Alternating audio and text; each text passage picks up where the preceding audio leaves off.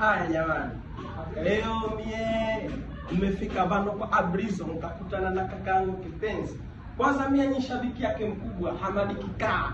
Kwa hiyo nataka mumsikilize kwa umakini. Maana mnasema wasanii wa Bongo hawana kuja Unguja, hawana kuja Zanzibar. Leo chuma hicho hapo kimefika kwa Abrizo na kimependeza. Kimefuana hasa kiwamwa.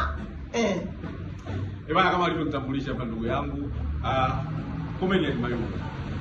Mimi naitwa Hamadi Nasor Kikala. Imekuwa bahati na imekuwa siku nzuri kwangu kuweza kukutana naye, kijana mwenzangu ambaye naye anapambana hapa Zanzibar Unguja.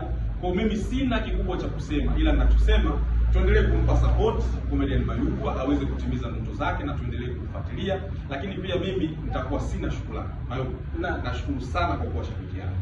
Asante sana. Mungu akubariki sana. Asante. Nashukuru kwa sababu Abrizo ndio aliyeweza kutukutanisha sehemu hii. Kwa hiyo shukrani sana. Asante sana. Ukaja uje.